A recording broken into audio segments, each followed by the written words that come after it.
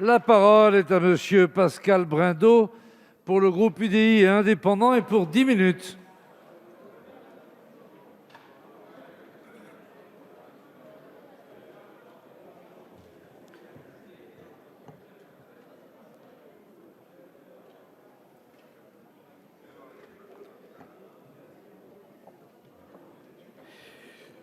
Monsieur le Président, Monsieur le Premier ministre, Mesdames et Messieurs les ministres, chers collègues.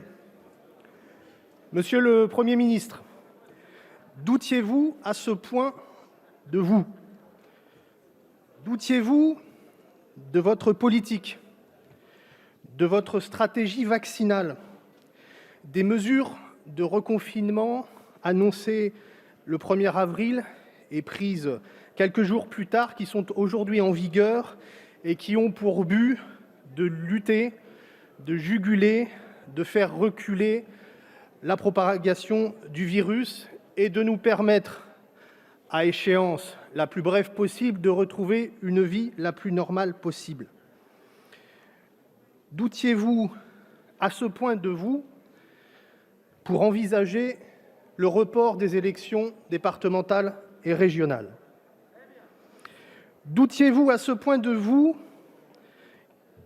qu'il a fallu, dans les conditions baroques que nous connaissons, consulter l'ensemble des maires de France,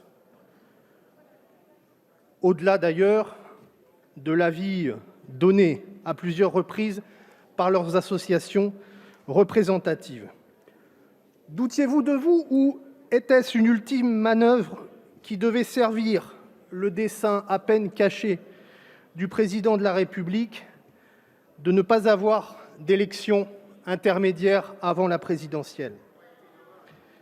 La ficelle était un peu grosse et la réponse de bon sens donnée par les élus locaux ne fut pas celle attendue par l'exécutif.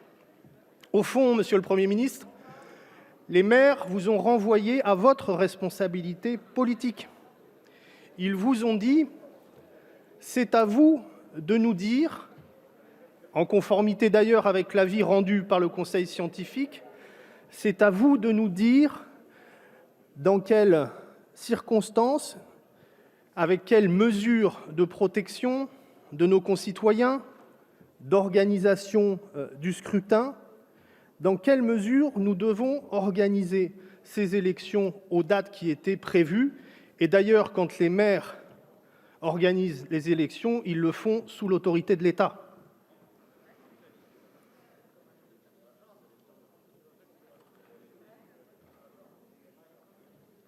Comment justifier, alors même que, ici même, le 1er avril dernier, vous nous annonciez que les écoles primaires réouvriraient le 26 avril, que l'objectif des mesures qui sont prises et en vigueur aujourd'hui sont de permettre une réouverture progressive et avec des protocoles renforcés, mais l'objectif est bien celui-là, de réouvrir les lieux de culture à partir de la mi-mai, de réouvrir même peut-être les restaurants, leurs terrasses à tout le moins, les cafés. Bref, de retrouver une vie un peu plus normale, avec un virus plus maîtrisé. Comment justifier tout cela et justifier qu'en revanche, les élections départementales et régionales ne pourraient avoir lieu en juin, c'est-à-dire presque un mois plus tard? Toutes les grandes démocraties ont tenu des élections depuis l'émergence de la pandémie de la Covid. Beaucoup en Europe ont organisé à la fois des élections locales et des élections nationales. Les États-Unis, en novembre dernier, au plus fort de la pandémie, et ça n'est pas que la question du vote par correspondance, ont organisé leur élection suprême avec une participation jamais égalée pour le pays sur ce scrutin. Ce qui veut bien dire que lorsque les électeurs ont la conscience de l'importance du scrutin, ils sont en capacité, nonobstant les conditions sanitaires, les difficultés d'organisation du scrutin, ils sont en capacité de participer à la consultation électorale et il n'y a pas de raison que ce qui s'est passé aux États-Unis, au Portugal, en Allemagne et dans d'autres pays ne soit pas le cas en France. En réalité, Monsieur le Premier ministre, la question est une question de principe. Nous ne pouvons pas transiger avec le principe démocratique. Nous ne pouvons pas expliquer à nos concitoyens depuis plus d'1 an qu'ils doivent continuer de travailler en adaptant évidemment leurs conditions de travail, mais qu'ils continuent de travailler, qu'ils continuent de prendre les transports en commun, que nos écoliers aient pu, jusqu'à une période récente, continuer de bénéficier d'une présence à l'école. Vous ne pouvez pas demander à nos concitoyens d'adapter leur vie sociale aux contraintes sanitaires, de leur offrir des perspectives d'une reprise de la vie sociale et que chacun d'entre nous souhaite le plus rapide possible, et finalement leur dire que des élections locales pourraient subir des reports successifs. On nous a inventé les commerces non essentiels et là, on nous servirait la démocratie locale non essentielle. Ça n'est pas acceptable au plan des principes. Et donc, le seul débat qui vaille, c'est comment garantir la bonne organisation des élections aux dates où la dernière loi les a prévues. Et rien d'autre. Et c'est bien ce qui nous occupe aujourd'hui. D'ailleurs, vous disiez, qu'est-ce qui n'est pas acceptable ? Vous vous êtes rendu à l'avis majoritaire des élus locaux, des présidents de partis et de groupes parlementaires. Vous vous êtes rangé à l'avis du bon sens qui s'est finalement exprimé dans notre pays, et c'est heureux. Et c'est heureux. Et donc, le débat, il porte effectivement sur, d'une part, la bonne organisation, en tout cas les meilleures conditions possibles de la campagne électorale qui garantissent une égalité entre tous les candidats.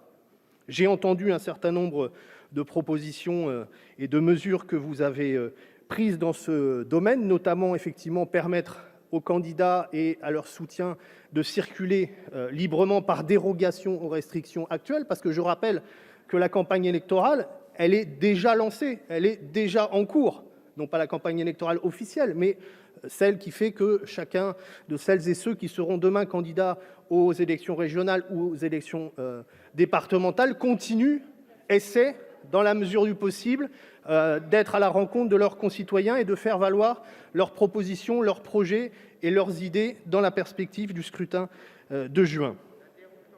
Nous avions fait des propositions dans le cadre du projet de loi qui reportait et fixait les élections départementales et régionales en juin, notamment s'agissant des règles de communication politique, dont nous savons qu'elles sont restreintes en période électorale et à mesure qu'on se rapproche du scrutin. On avait notamment fait cette proposition que je vous soumets à nouveau, de permettre, parce que les réseaux sociaux, dans la période, prennent une importance particulière, y compris par rapport à la campagne électorale.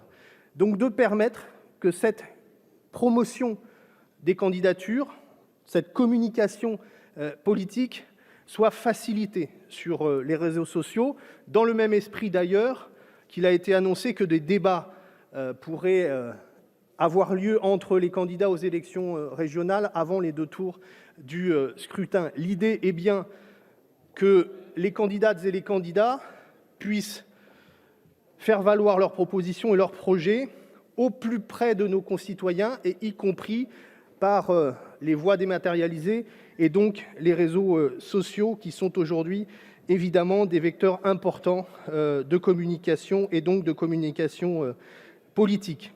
Et puis sur l'organisation même du scrutin, j'ai entendu dire que, s'agissant des communes les plus petites, il était difficile d'envisager la vaccination des participants au bureau de vote, des assesseurs comme des membres du bureau, parce qu'on ne les connaîtrait pas suffisamment tôt, mais qu'on permette à toutes les communes qui ont déjà leurs assesseurs d'identifier les présidents et membres des bureaux de vote, que ces personnes soient considérées comme public prioritaire pour être vaccinées.